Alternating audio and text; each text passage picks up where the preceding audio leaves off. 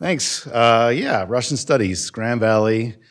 And this is a homecoming, I would say, in triplicate, not just coming back to campus, Grand Valley, but to be over in Holland, Michigan this morning for a corporate breakfast, where as president of the Student Senate back in the day, I donned the wooden shoes and helped to break ground for the Grand Valley campus in Holland. So that's commemorated a few places. And then 27 years ago, back in that booth right there, as I was working at the Gerald Ford Museum, taking admissions and once in a while working the booth when we had some big speakers, including one of the real highlights was doing that exact same job when David McCulloch was here to give a reading of his book on John Adams, which was going to be coming out, so kind of giving it a chapter. So pretty cool, multiple rounds of homecomings to be here. But question often comes up, what is a kid from rural Bumpkin, Michigan doing working on India policy kind of full-time? I grew up living upstairs of a hardware store with a family that had never bothered to travel the world, and Russia seemed kind of interesting, taking the program at Grand Valley, which was quite strong, and moving to DC. And by the time I got to DC in '98, Russia was a defanged, drunken bear. There weren't really a lot of Russia jobs. The economy was collapsing. Boris Yeltsin was friendly. And kind of a strange doorway opened up to start working on India, which at the time was a bit of backwater that nobody wanted to work on. And turns out, at least so far, it's been a pretty good career choice. But let me kick off by talking about why exactly this relationship is and should be meaningful. And by the way, great to see so many folks. It is not common to get a room full like this to talk about India. It's not a historical partner. It's not our NATO. It's not our neighbors.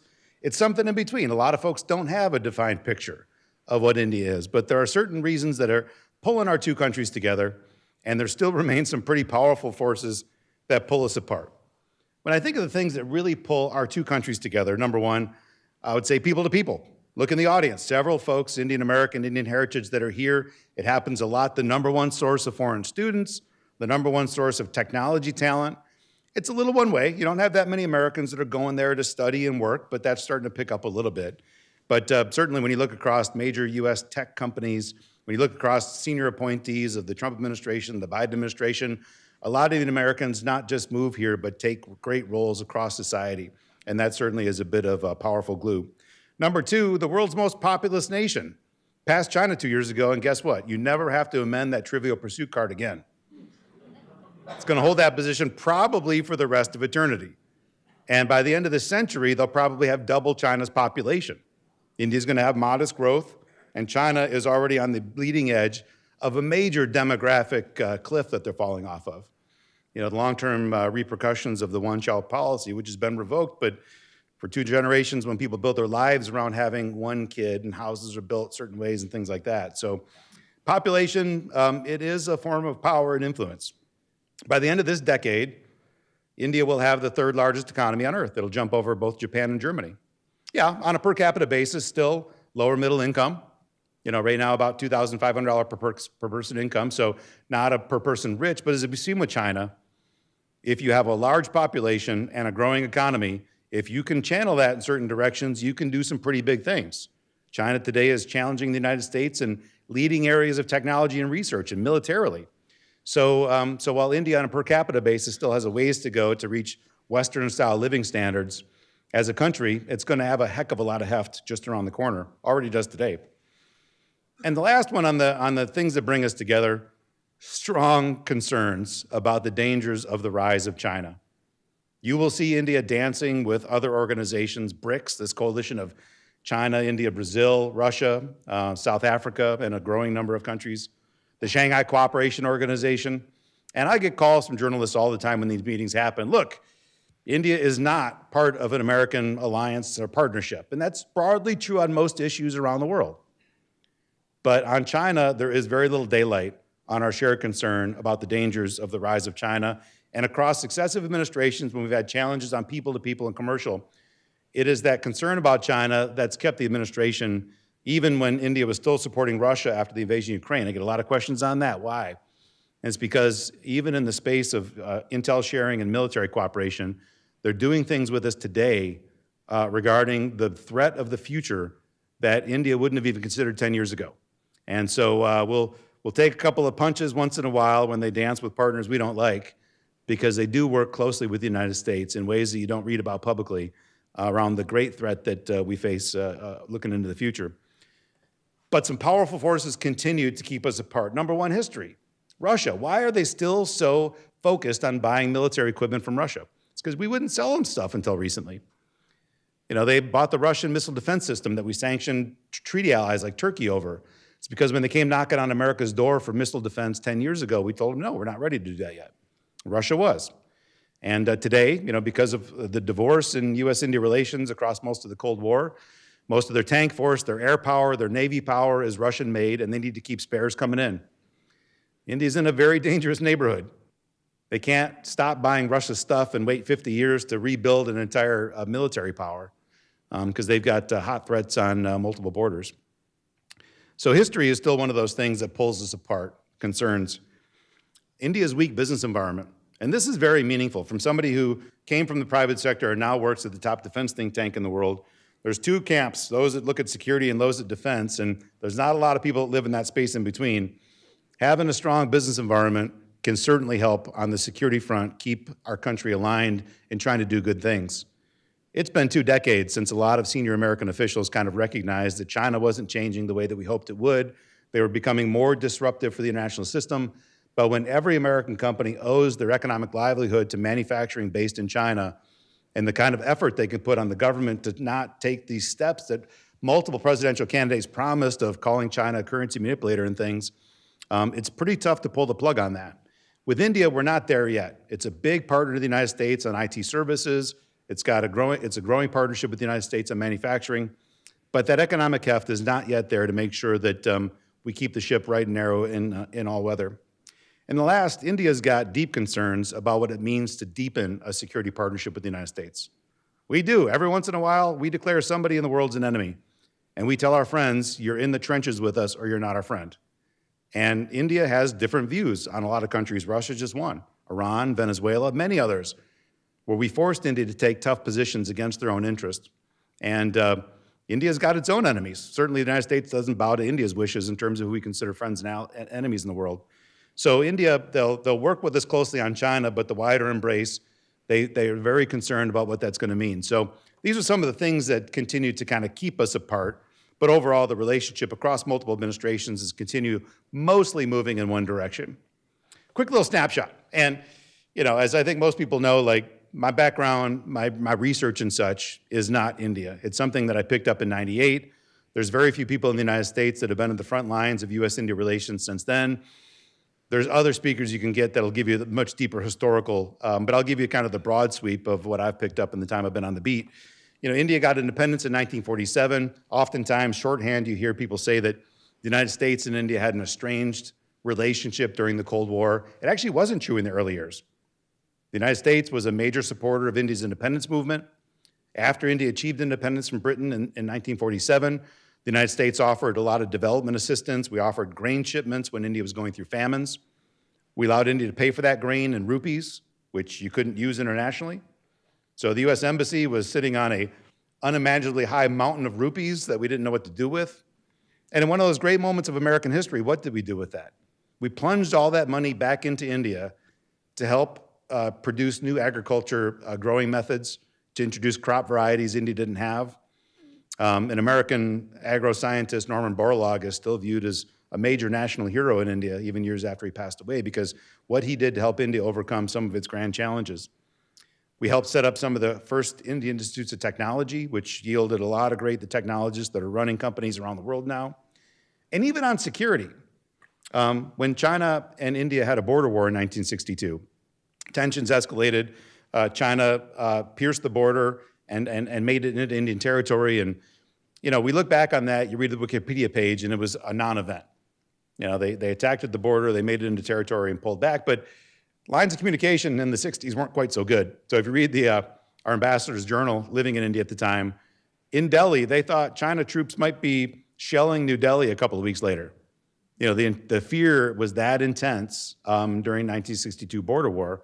And the United States, in the midst of the Cuban Missile Crisis, delivered military supplies and advisors to help India prepare just in case this was a major war. So that still kind of rings in the hallways. A lot of good things, minor things, but good things that happened in the first 2 decades of India's independence. Then the Cold War calculations came into play. The United States determined that severing the relationship between China and the Soviet Union was in our national interest, that Pakistan opened itself up for U-2 overflights and becoming a funnel for material support to Afghanistan after the Soviet invasion. So the United States began cozying up to the two countries with which India had fought wars.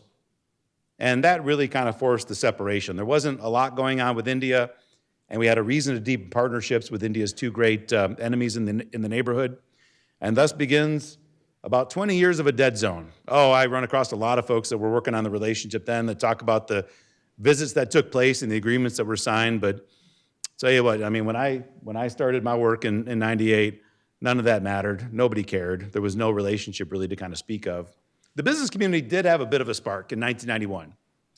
The first Gulf War, oil prices shot through the roof in India because of its closed economy. They didn't have a lot of hard currency, and they didn't have a lot of oil reserves.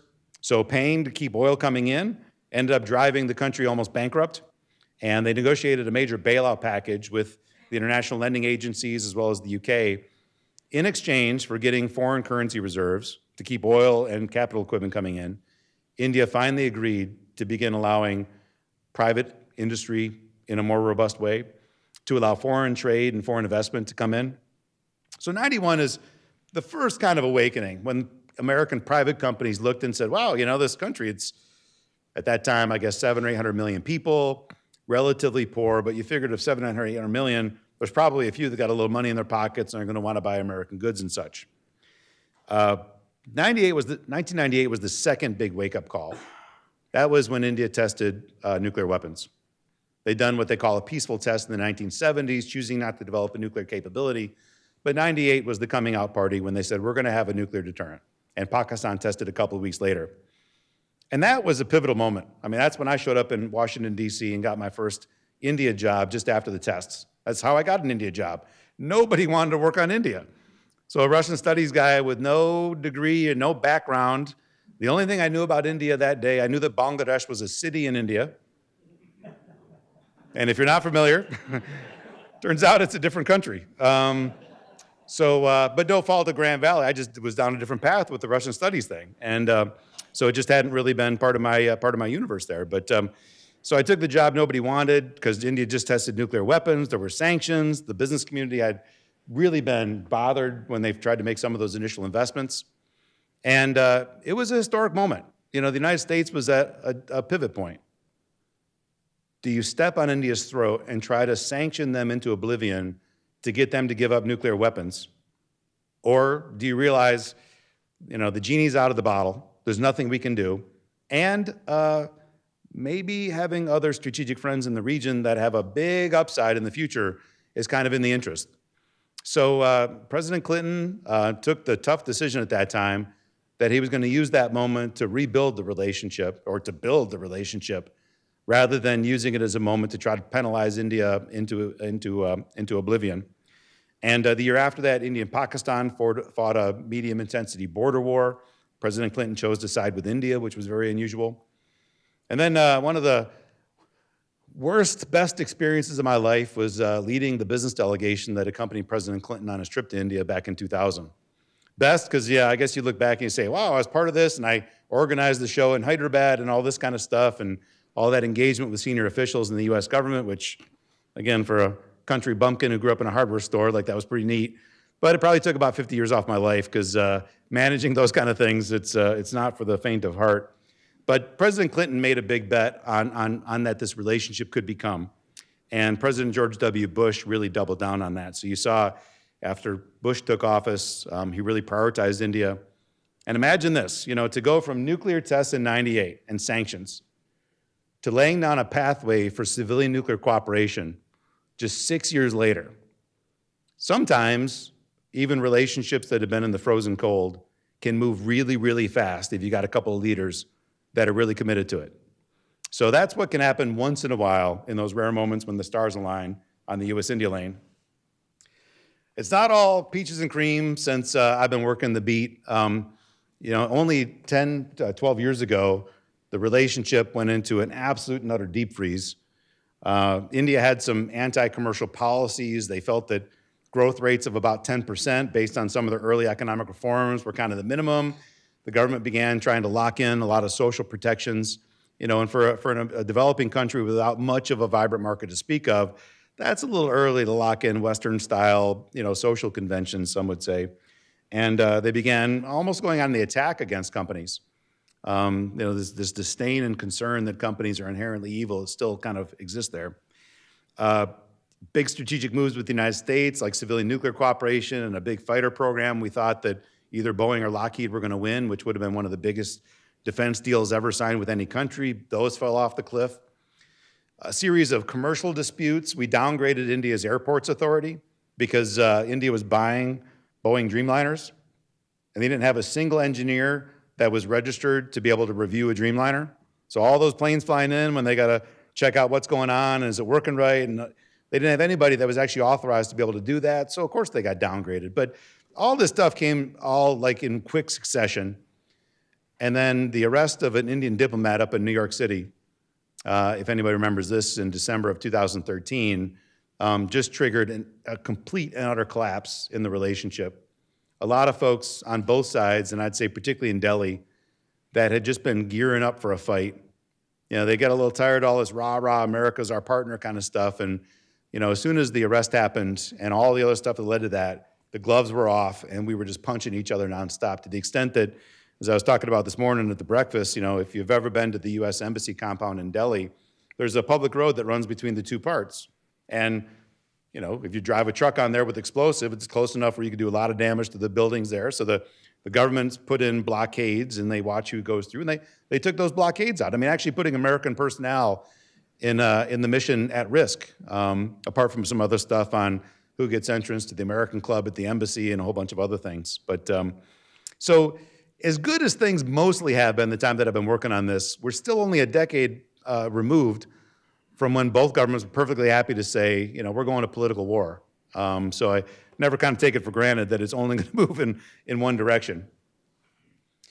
India is a parliamentary democracy. Whichever party or group of parties wins the lower house of parliament chooses the government. So a prime minister doesn't have term limits as long as the party keeps winning. Prime Minister Modi just started his third term in office, and let's go back to what he was when he first came to office. He'd been a state leader in India.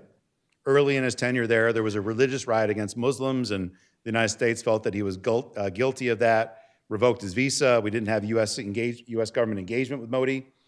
But he began to build a reputation as somebody that believed in clean government, supporting business growth, hosting a big investor summit. So, when I say we didn't know him, the U.S. government didn't know him. The private sector, the diaspora knew him because it still had very open doors.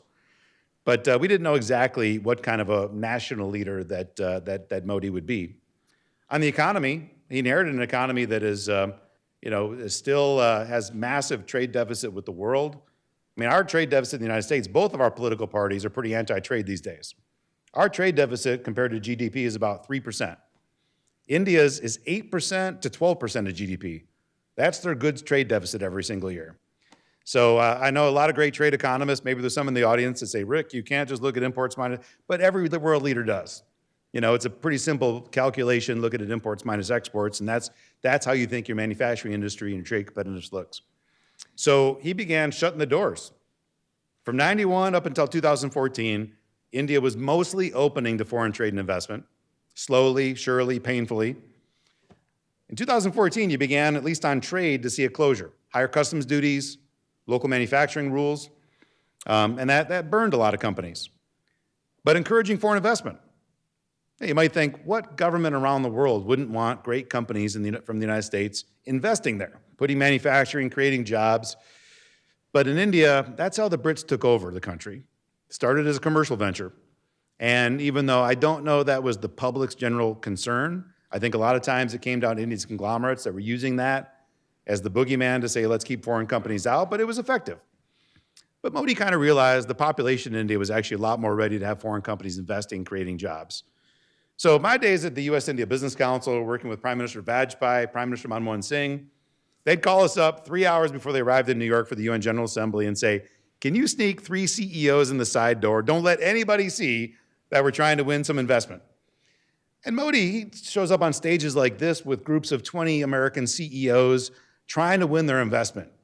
he kind of realized like the population was a little more ready to be global than what his predecessors had kind of recognized.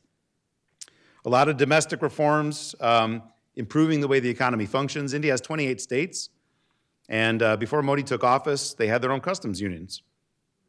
So to move products from Delhi to Bombay, you get stopped as many as a dozen times by internal customs stops. That's a heck of a hard way to do business in a single market. So they created a national taxation system, similar paperwork. They removed the state-to-state borders. Not to say the domestic economy works perfectly, part of it because he doesn't control everything that needs to happen, but and two, India still has a pretty dominant role of a lot of government-owned companies. The largest life insurance company, the second largest bank, when he took over the largest airline or second largest airline, were all owned by the government. Some of those he'd prefer to fix, and some of those he'd prefer to sell. And luckily and fortunately, the one direct flight between DC and New Delhi, which is run by Air India. Air India was privatized, still using the old planes, some of the old staff, but I'm kind of hopeful around the corner. We might have a modern airplane that'll take me to Delhi in a 14-hour shift without any layovers and such, so that's a personal interest of mine. Hindu nationalism, you hear a lot about this. Stoking Hinduism versus Muslims, sometimes other religious minorities. It isn't the calling card that he wakes up every single day and portrays, but times that he's felt politically weak. There was a time at the end of his first term in office when his party started to lose some state elections, and he needed to go back to the base, the voting base, that's going to be with him through thick and thin and throw them a few things that they wanted to see. There'd been this religious site that was contested between Muslims and Hindus, and they got the Supreme Court to issue that it was indeed a Hindu site. Yeah, it's a court decision, but the Chief Justice managed to get a seat in Parliament a couple of weeks later, so it doesn't look completely legitimate. Accelerated path to citizenship for people that move to India for religious persecution. Any religion except Islam. And if you know, like, different sects of Islam, some of the worst religious tension you see in the world is between different sects of Islam. So some of the steps that they took on religious intolerance, but it comes and goes. It's not a day-to-day thing, but when it's there, it can be pretty fierce. Foreign policy, reorienting foreign policy to really look and confront the danger that India agrees China presents. Focusing on related partnerships like the United States. Some big moves on domestic politics, improving delivery of public services. As I was saying at the session that I did this morning too, like, again, we didn't know what this Modi guy was like, but his first national speech, just after he took office, he gets on the walls of the Red Fort in New Delhi and he says the word rape. He says, boys are the problem. Parents, do you know where your boys are at night? And we need to have a massive toilet building program because right now, your wives, your sisters, your daughters have to go out in the fields in the middle of the night in darkness, risk getting attacked to go to the bathroom. And that was not the Modi that we thought we were getting based on his track record in these years running the state of Gujarat. So this delivery of public services, it's water, it's sanitation, it's electricity. There were 18,000 villages that didn't have electric power when he took office. 70 years after independence, 18,000 villages still didn't have electricity. They might have had a generator, but they didn't have government electricity, and they brought, it's not great electricity. You're not going to be running 50 computers in a super center there or something like that, but so a lot of basic delivery of public services. You do also see a lot of pressure on civil society organizations. If they're not towing the government line, there's a lot of pressure, journalists get harassed, things like that. A lot of foreign NGOs that work in India, if they're working on things like Christian prerogatives or maybe it's working on issues of women's empowerment and they're doing so in areas the government's not comfortable with, they might see controls on the funding and things like that.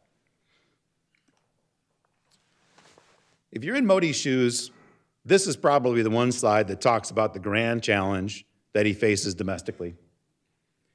In agriculture, the blue, that's workers. A lot of workers producing, the yellow, very little economic output. On the far right side, more or less the opposite on services. India is great in services, a lot of economic output for relatively few workers. And in the middle is everything else, manufacturing, power sector, mining, things like that. The big change that's going to happen is you're going to have a lot more people leaving agriculture fields because they see the money's in the other areas. There's not a lot of jobs in the other areas yet. And how do you begin stoking those jobs to be created while still keeping basic lines of services open public services for people that are in agriculture. So when you see these moves on trade, on job creation and such, it's because if that blue on the far left starts moving to the right and there aren't jobs there, you're going to have chaos, political chaos, maybe violence. So this is probably the one slide, if I'm in Modi's shoes, that more or less drives the main things I think about when I wake up every single day. The economy's doing all right. Growth, the highest growing large country in the world, 6%, 7%, outpacing China most years. Foreign investment, about $50 billion they'll bring in this year. That's decent by Indian standards, but only about a quarter of the level China gets in a good year. So you got some good announcements by Apple and suppliers, and it feels like there's momentum. There's not. It's a couple of really good one-off good stories. China remains India's largest goods trading partner if you include Hong Kong, and a massive trade deficit in China's favor. So, and India doesn't have the kind of exposure American companies do to manufacturing. So some of the crackdown you see on imports from China that we're doing, India's already a little further along that curve, including national ban on TikTok and about 200 other Chinese-made apps. Services trade remains really healthy. India, what we consider China on global manufacturing, India is that for IT services. Most American companies that have any exposure to India commercially, it's on IT services. The back office doing software and engineering, things like that. So IT services still kind of remains the bedrock in a lot of ways on what's happening in the US-India commercial lane. Thinking about, if you're in Modi's shoes and you're thinking about your economic linkages with the United States, we are the top export market for their stuff, by far. They send twice as much goods to the United States as they do the next largest trading partner. So we are vital as an export destination. We are the top market for exporting of IT services. About 60% of all these IT centers you hear about in Bangalore and Hyderabad, about 60% of what they export come to the United States, including a lot of that by American companies that set up shop there. And we're the largest source of foreign investment. To the United States standpoint, largest source of foreign students. They passed China a couple years ago, and so now they're the largest source of foreign students. Actually, on overall services trade, our balance is pretty even, because when Indian students come here, pay tuition, and go back, we count that as a service import, or service export from the United States. They're our top market for back office IT, really kind of that swaps back and forth with Ireland depending on the year. And they are a growing source of foreign investment. For somebody who grew up in the Detroit area and seeing the kind of gutting of auto manufacturing, the first new auto manufacturing facility in a generation was built in Detroit by an Indian company, Mahindra. So there is increased investment, not just in IT, but in pharmaceuticals and autos and other areas here in the United States. On security positioning, I kind of hinted at this in the beginning.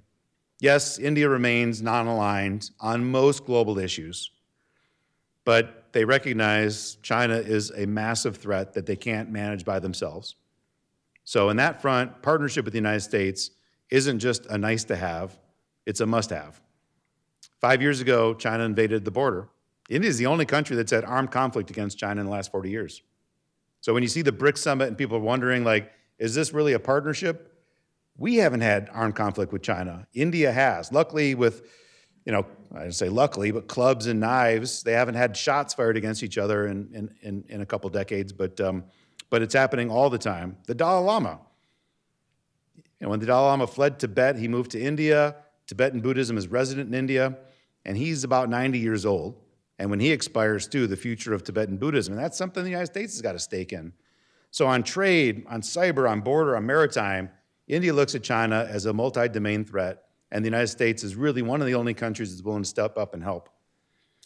Pakistan remains an annoyance from India's view. We haven't had a major terrorist attack in years, partially because the United States has kind of given India carte blanche. If Pakistan terror groups hit you, and we know those groups are not disassociated from the government, you can strike back, and we're not going to give any grief. That happened, about 8 years ago, when India initiated counterstrikes against Pakistan after terror attacks. And the United States just treated it like day after day. We went back to do things with India that we've been doing the day before.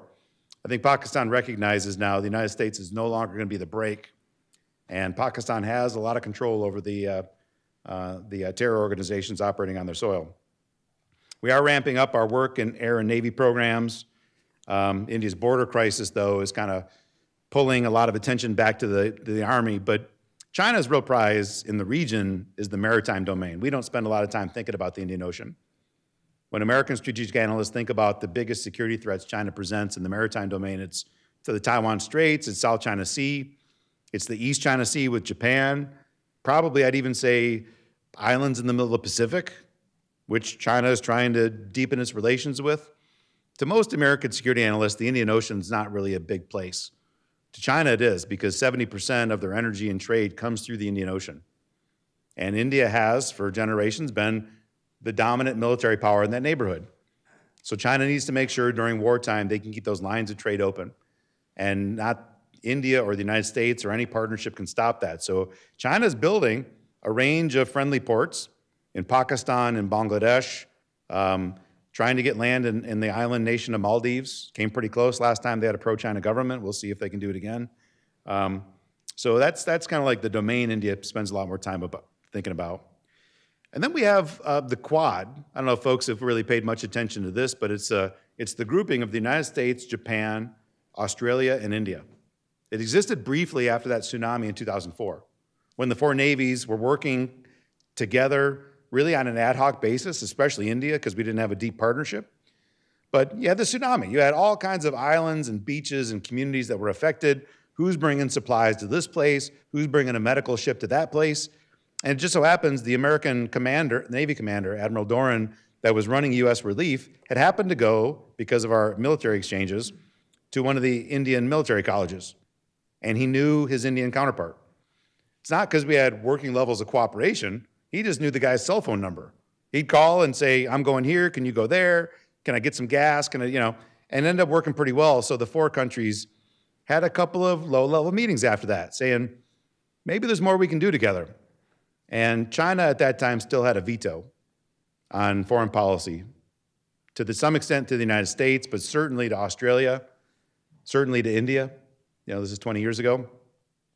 But slowly but surely, the Quad has been revisited, reliving itself. It started as low-level meetings under Biden. President Trump elevated it to a minister-level meeting, and then Biden took it to leader-level meeting. So these four countries are getting together regularly and talking about how can they deliver value across the Indo-Pacific together, and slowly but surely, how can they become some type of military and security partnership in soft ways originally. But so the Quad is a grouping to keep an eye on as well. This is the slide that gives me probably the most hope. When you talk about systems of governance and the things which really keep India down from achieving what we think might be its real economic potential and development potential, here in the United States, when you think about the levels of government that touch your lives, our national government, India's national government, almost the same. They do national trade, they do security, they do defense, some highly regulated industries. Our national governments have almost the same exact powers and authorities. Here in the United States, you think, what other levels of government impact your life if you run a business that touch your business? And you're gonna have your state, your county, and your city. In India, all that is compressed at the state level. State governments have never really devolved power to cities. There's a mayor of Bangalore, and nobody cares who that is. Sorry, Mayor of Bangalore, if you're watching right now, but it's kind of a one-year term. It's usually unfilled. They don't have much of a budget or responsibility. Most of the big decisions made for developing big cities like Bangalore are made by the state government, not a lot of local autonomy. What does that mean? Well, state governments are mostly appealing to farmers.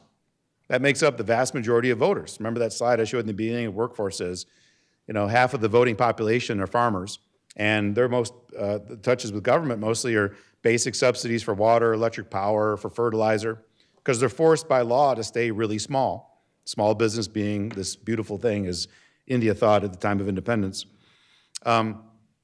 Cities are mostly the piggy banks that are used to fund these subsidies for the rural parts of the country, but it also is the reason why big companies don't have reliable access to electric power, water, sanitation, things like that. You find that mostly in cities, and the cities are just starved. If you go to Bangalore, the traffic jams are horrendous because they have not built infrastructure alongside the development that's happening there. Not even Bangalore, because it's hard to build a new city onto an old one. But just outside New Delhi, there's a brand new city, 25 years old, called Gurugram. That was built from scratch by a developer starting 25 years ago. And it's great. You go out there now, and it's got, great, Google's out there and JP Morgan, all these great companies. And, you're looking from the neck up, and it's beautiful. You think you're in some place far superior to Silicon Valley with how beautiful it looks. And then you look down, and everything the state government should have been investing in to make this become a reality is terrible. I mean, I got friends there who have these, $5 million apartments, and they got to truck in water for the rooftop tanks every single day because municipal water supplies are gone.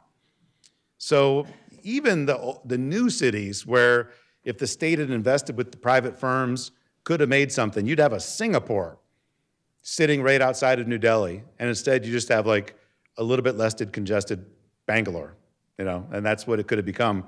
But over the next 20 years is the biggest transformation since independence. Most states, most voters are going to be living in big cities. And that's when the political dynamic changes. That's when you get elected to state office by feeding cities instead of starving. And when you think about any country's development trajectory, urbanization is very closely tied to per capita incomes, to industrial development. So things are going pretty well in my lane right now. I'm happy, I'm satisfied, it's a fun career, I get fun stuff to do, but the real takeoff point is still probably 2 decades away. Some states will get there sooner. Some developed states are like right on the cusp about becoming majority urban. Some of the more industrial states like Tamil Nadu in the south and such. But there is an even faster acceleration point that's going to be happening between now and over the next 20 years. And that's what really kind of excites me when you think about where things are going. Just a couple more slides, and I'll wrap things up if that's all right. Yeah. President Trump, he's bullish on India. When you see trade wars with the neighbors and all that, sometimes when I'm hanging out with my colleagues that run these other departments, I feel kind of bad because I'm mostly smiling still right now because they're, really is doubling down. India was one of the first leaders to be welcomed into the White House. This Quad grouping I mentioned, they had a foreign ministers meeting the day after inauguration. I think a lot of this on security cooperation is going to continue. The one area that I think on security where you're going to see a change, we've been helping in the last couple of years, helping Indian defense industry learn to make more advanced defense equipment. We would much rather sell the stuff. Any administration in the United States would. But India presents a little bit different choice. It's a huge market, and we want to get India to stop buying so much from Russia. And so if our number one choice is buy all that from the United States, that may not fly. If the number two is help India learn to make it itself, and that's the best way to get India to stop buying so much from Russia, the last few administrations have been willing to do that. I don't know that Trump is going to be as aggressive on transfer of technology to help India make defense manufacturing a reality, but pushing more sales of equipment that otherwise we wouldn't have allowed to be exported to India. Military operations, I think, are going to grow. Commercial really kind of sits on a nice edge right now. President Trump has announced that in April they're going to have this long review of every other country's tariffs and see if India's is here and ours is here. We're going to increase our tariffs to match India's. And that's going to be a dark day. I mean, some of the reviews that have happened so far, India is expected to be the worst or second worst country hit by this tariff program that's going to come out in a month. But at the same time, last week, India began negotiations with the Trump administration on a free trade agreement. Something the United States wouldn't have even considered with India because they were so far away. But, to India, the United States is a vital economic partner. India is willing to open up its economy. They've been signing trade agreements lately.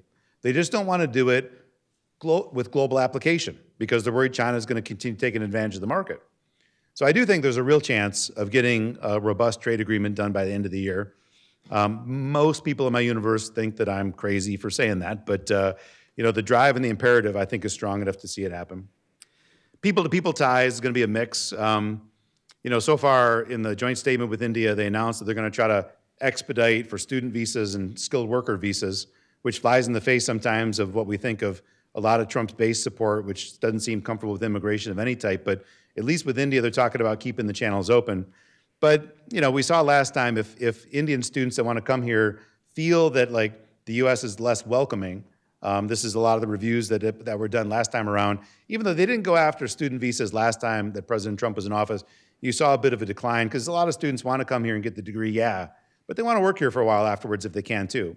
Because you get between 1 and 3 year automatic visa, and if you're working for a nonprofit, you can get an additional 6 years. So people to people, they're trying to keep relatively stable, but if it feels less welcoming, that could have a bit of an indirect impact.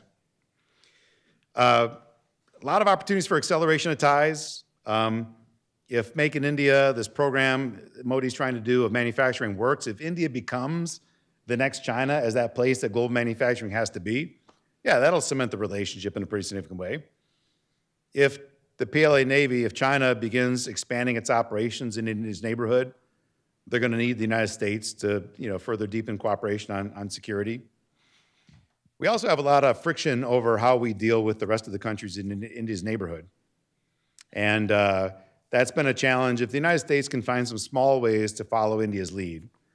Myanmar is going through a civil war right now, which that also remains kind of knife's edge. Bangladesh does not have an elected government. Pakistan can't keep a government in office. Sri Lanka's had challenges. You look at India's neighborhood, and there's a lot of challenging actors there. In the United States, far, far away, we have a different perspective on this. Democracy at all costs, while India, right next door, would rather say stability can be good sometimes. So I don't know whether we'll ever follow anybody else's lead on anything. It's not really the American way, but that's a demand India's making, and India's managed to craft a lot of, extract a lot of concessions from the United States that other countries haven't. If we get this trade agreement, at a future administration, if we expand immigration, these are all kind of things I think that could accelerate. Deceleration, the first one probably a little bit less likely right now.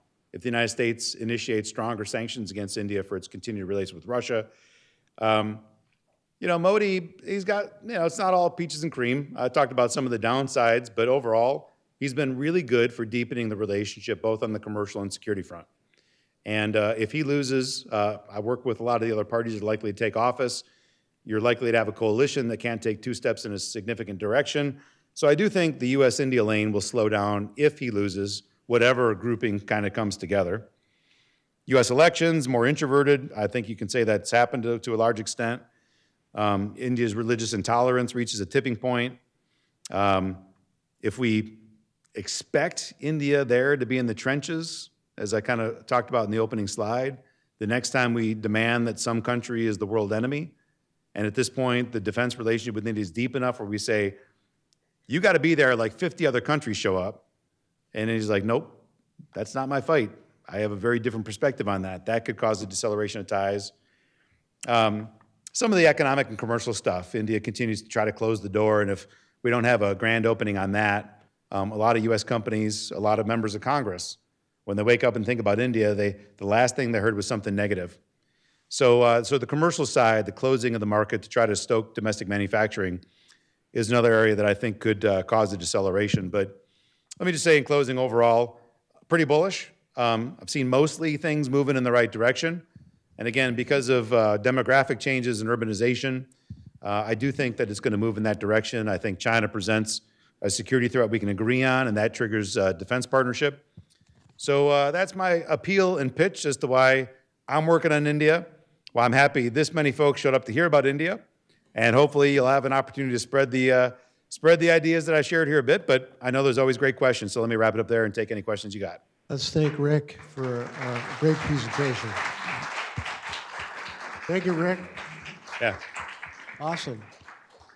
I'm Michael from the World Affairs Council. Erica, you've already met. She's on the other side. We have microphones available to you. You know the House rules. Respectful and succinct questions is what we're looking for. 616-308-6560 if you'd rather text. And Erica has some questions already, not from texting or from our YouTube folks, people who are watching on the live stream. You got a question, Erica, to start with? I do, and then a gentleman over here as well. So the question in regards to India, what can be done about 24% unemployment of young people? I think the answer is sort of what I hinted at on the Make in India drive. A lot of the unemployed don't have employable skills. They might be coming out of college, but getting a degree in India, you can either do the studies or you can probably pay a little extra on top of your tuition to get the degree either way. Some of the tech institutes that are there, companies say, when you come out with a tech degree, they got to give you 6 months of real training so that you learn how to actually do the job you were trained for. So even the folks that, a lot of those youth that we're talking about may have a degree, but they may not be employable. They still may be, at best, medium skilled. And moving into high-end services and things like that where you see a lot of growth, either you focus on upskilling people to be ready for those, or more likely, India has to have a robust manufacturing sector. And that includes, all levels of skills. And getting manufacturing, I touched only briefly on the fact that state governments play such a dominant role. States are in charge of electricity, labor regulations, land acquisition, water, sanitation. And again, very few states wake up every day and think about how they can make those factors better to try to win manufacturing investment, not just foreign investment, even Indian domestic companies to grow.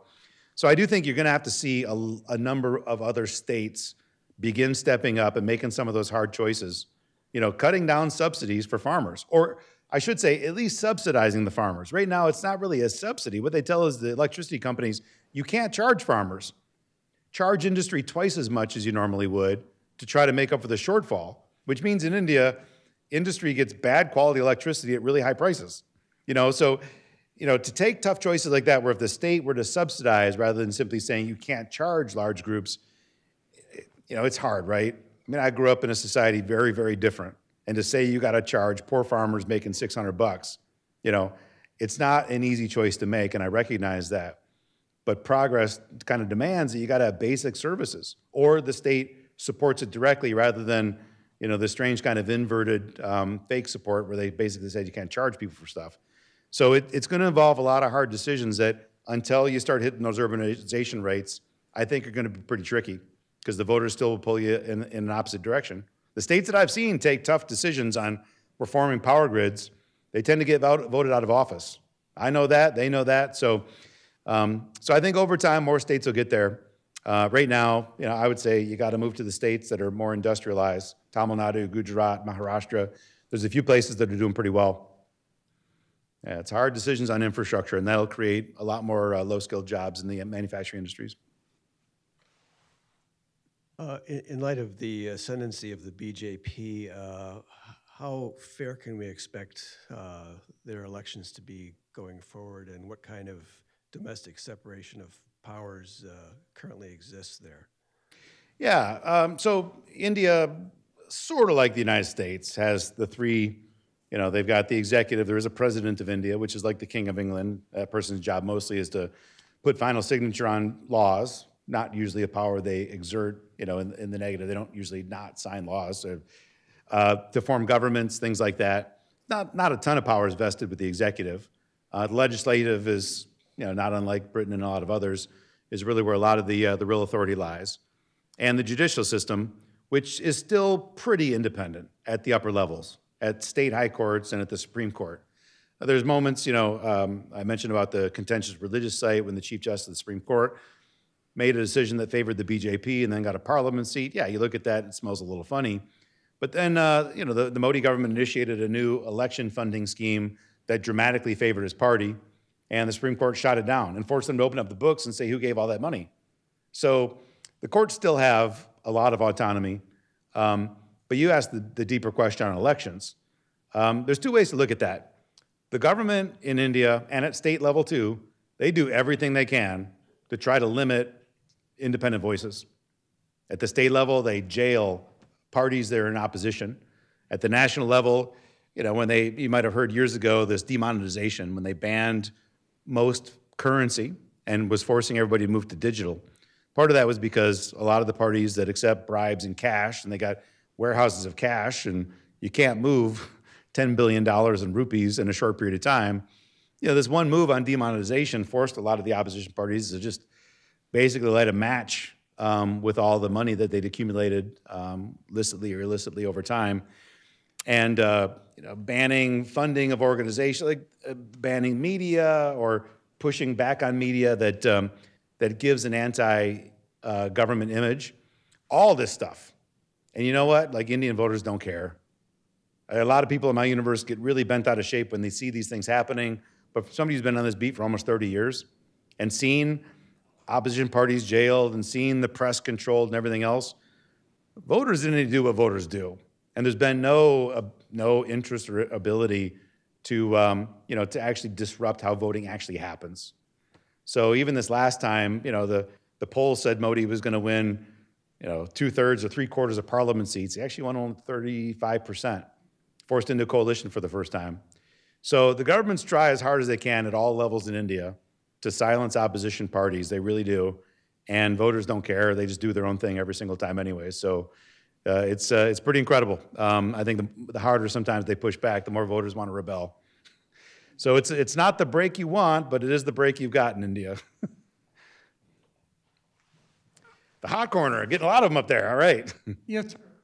Does the United States have any concerns about the relationship between India and Pakistan with the fact that both have nuclear weapon capability? Yeah, I would say it's not a front of mind concern. Not today. It has been in times past. I think when they both tested, President Clinton said it's the most dangerous border in the world, the border between India and Pakistan.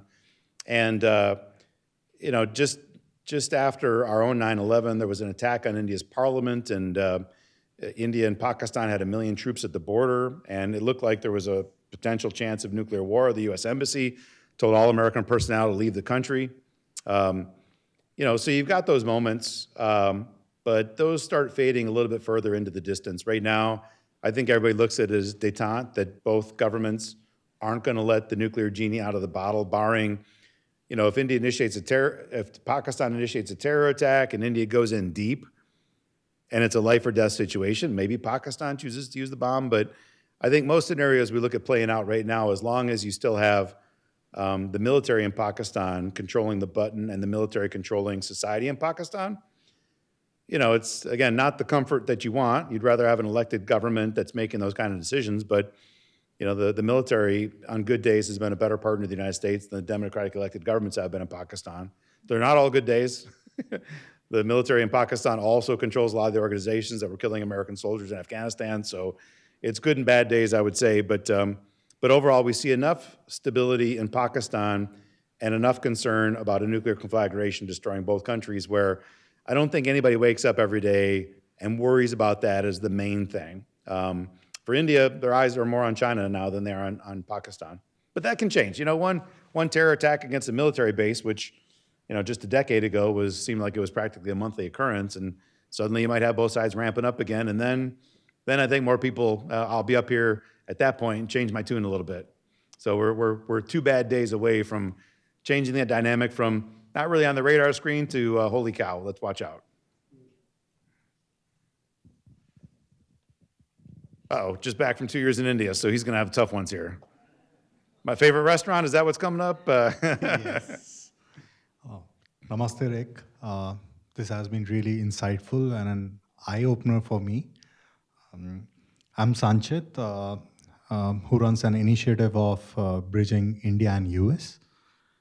I have a question regarding the trade surplus from India, which is 35 to 40 billions right now. Let's say the tariff remains unchanged for next 4 years.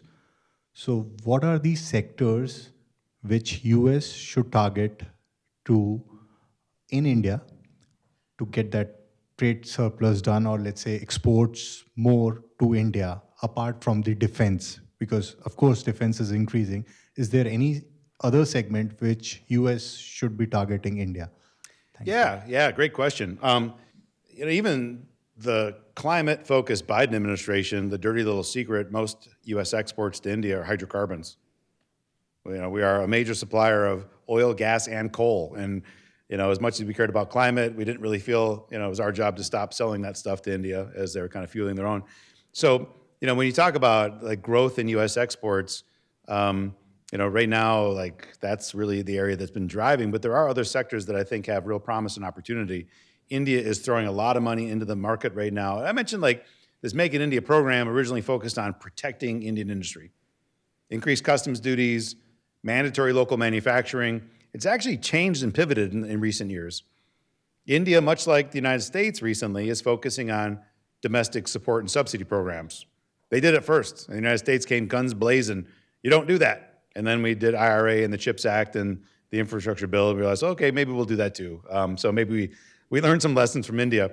So they're actually trying to throw a lot of money at jump-starting industries that they want to be better in. And some of that gets back to basic industries. Make in India, when they first announced it, they were talking about semiconductors and telecom equipment and IT. you don't usually go from non-competitive with Bangladesh on textiles to better than Taiwan on semiconductors, but that was kind of the leap that India was trying to make with the big manufacturing push. But now they're right-sizing towards industries like paper mills and textiles and basic chemicals. What I think that means for the United States, and I think especially with the Trump administration where, we want to improve exports, but India also wants to improve its own manufacturing capacity, there's complementarity there. And what is it? U.S. should really do a deep dive on the resources that India's going to need, the raw materials, for its own manufacturing campaign, and get those into the Indian market. Make the United States the preferred supplier. Intermediate goods, the input stuff that goes into all the sectors where India is announcing domestic subsidy programs. Let us be the ones that are selling the intermediate goods where there's no domestic production, for the pieces that go into the computer and things like that. Capital equipment. If India wants to be a mass manufacturer, they're going to need the big machines that make the stuff. And the United States still has, in some pockets, pretty good capital equipment production. So I do think the areas of natural complementarity are, if you catalog the sectors where India has a reasonable chance of getting good at, and we think of all the exports we would have that complement that, that's the best area where Make in India and Make America Great Again can really live together. I think last time, you had a lot of diplomats getting on stage saying these two programs could work. Unless you get to that level of nuance, they can't. Because I think last time they had Trump and Modi, they both thought making the computer, the final assembly, was all manufacturing is. India has a more nuanced view of it now. They realize integration, global supply chains. You need to buy some stuff to make some stuff. So I think India's view is more nuanced. So I think the United States has got to take advantage of that to help our exports, which will also help to create jobs in India. So there is a complementarity, but it's going to take a scalpel, not an axe. Yeah. I've got a couple text questions while some folks in the audience might think of their next question. One, could you comment on Indian military size, mandatory service, et cetera?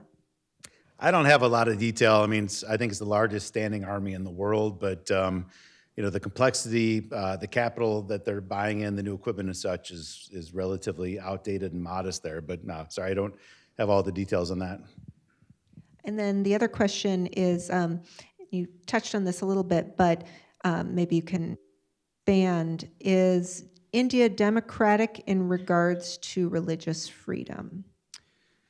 Yeah. It varies from community to community.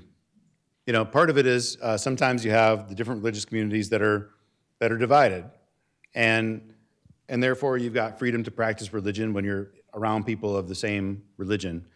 In the South, where education levels tend to be a little bit higher and religious tolerance is a lot higher. So in the South, you got a lot better track record. But when you start moving in the North and some of the states where the BJP has tried to use that to some extent, some of these states, like the state of Uttar Pradesh, this one state in India has 240 million people. That's a country. That's a big country.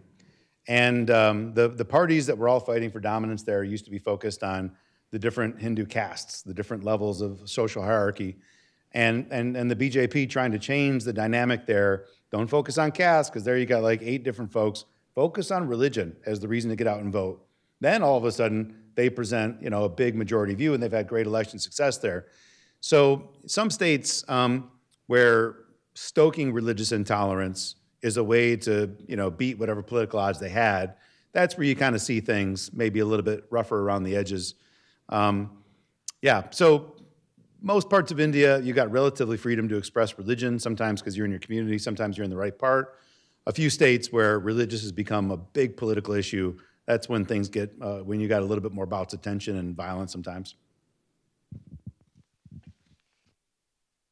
Hi, I spent a month in India in the summer of 2022, and one of the main things that stood out of my visit was just how many people there were.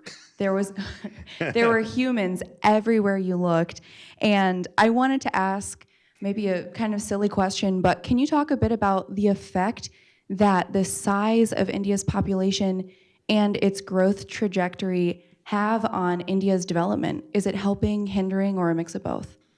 Yeah, I think up until just a few years ago, people looked at it as a demographic bomb. You go back 40, 50 years, there were concerns about whether India and the world could feed itself. Then you realize, productivity in agriculture can grow exponentially. So it wasn't so much a concern about feeding. India produces enough food, even itself. They just don't get it to the right places on time. And they subsidize basic grains, so you can eat wheat until the cows come home, but not a lot of folks get a vegetable or fruit that often. So there's challenges, with the things they grow and the ability to move food to where it's supposed to go. But the bigger question is kind of pointed to demographics there. Can they turn that into productive power? It's still a relatively young country, and that has some value and some merit if you can find productive things for people to do. When I talk about that too, like another issue that I haven't brought up yet is female workforce participation rates. They're starting to bounce back a little bit, but there was a 10-year period where female participation was dropping. So you had youth unemployed, you had women that were less interested. Some of the World Bank studies I read said that, when India was starting to take off and both parents could get a job, great. But once incomes reached a certain level where the man could support a good level of living, the wife went back out of work.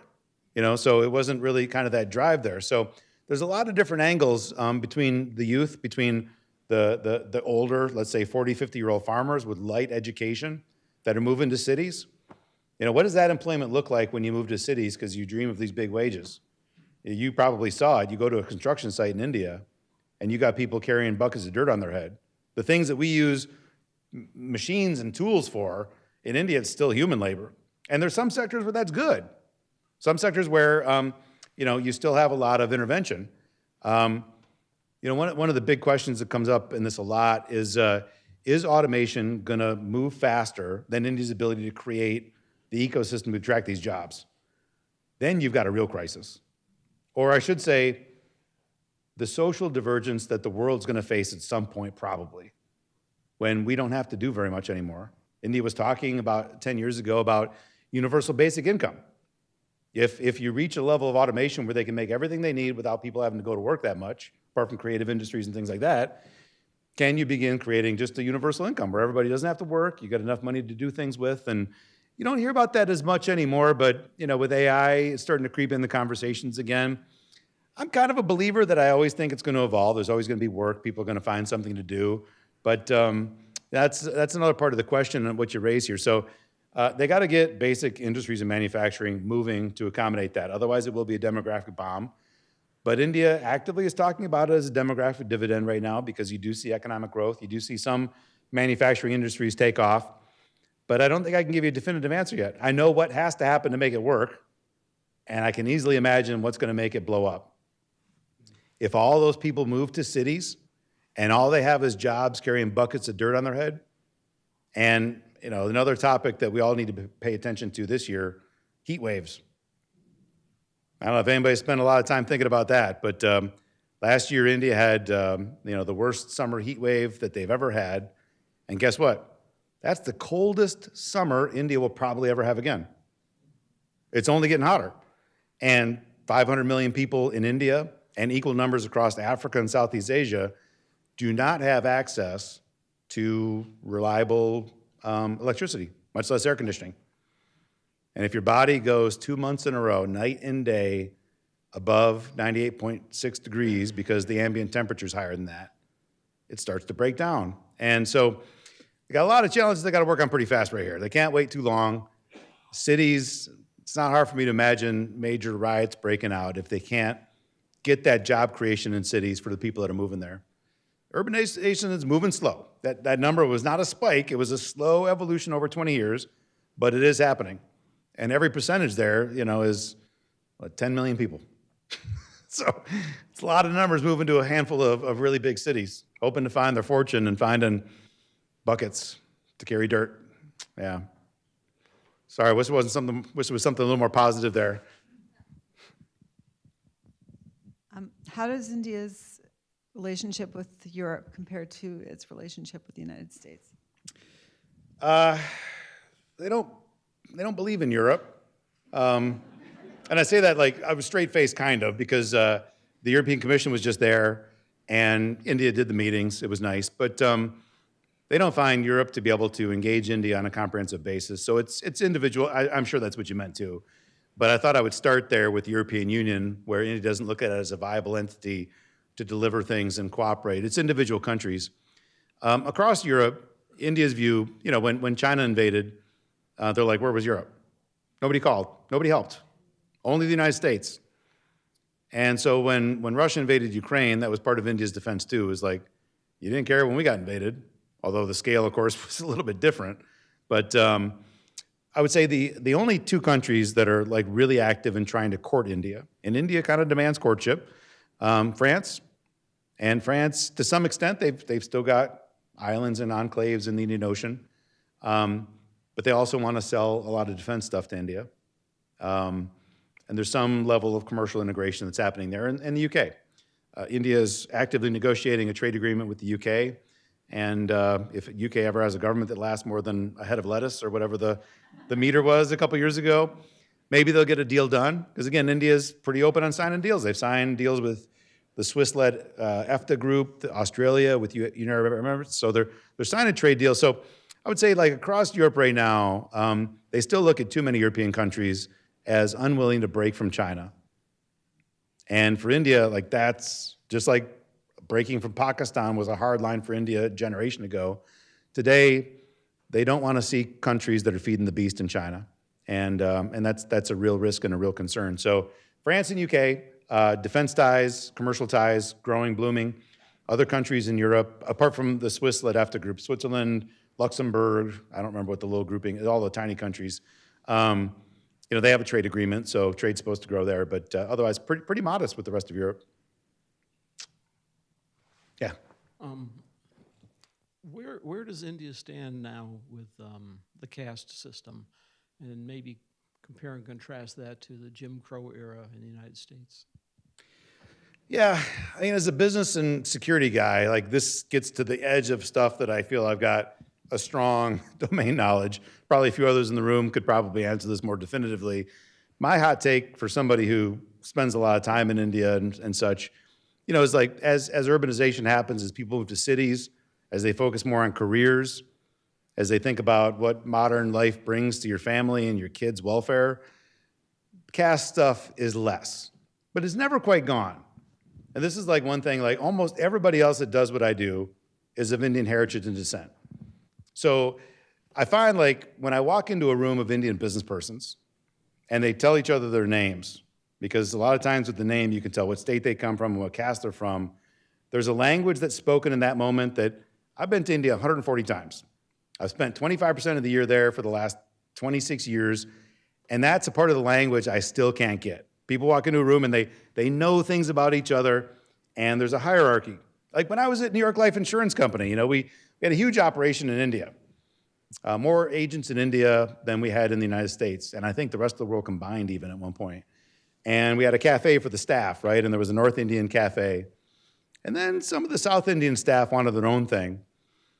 The South Indian cafe wasn't allowed to open until the North one closed because there was a competition in there, and the North India folks were the dominant group at the lunch cafe, and they didn't want to lose business. So, like I can go in and I can see things and I can understand in rural life, caste is still the dominant thing. You live where you live. You take the career because your parents had that, and it's kind of hardwired. In the cities, it's less, but I would say there's still, we read horoscopes.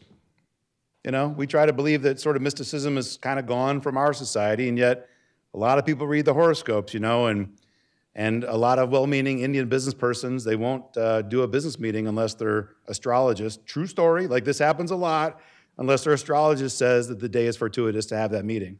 So, some of this kind of weaves in, and like there's a language beneath the language that I can't even begin to claim to have penetrated. So caste, real heavy in villages, real heavy in rural, less so in cities, but you still see that nuances around the edges where it impacts small things that, as much as I try to pay attention, I know there's a game happening in the room sometimes that I'm not a part of. Others in the room, Indian, please, feel free to weigh in on that one because it touches on issues that, again, I've learned a lot about a few things and there's a lot of stuff I don't know. So I don't know, Sanchit, if you want to add anything else or others here. Well, Rick, quite a bit, so we'll talk about that later. But you know quite a bit, and we're glad that you're with us. Thank you very much. Yeah, thanks, Ron. Thank you. Appreciate that.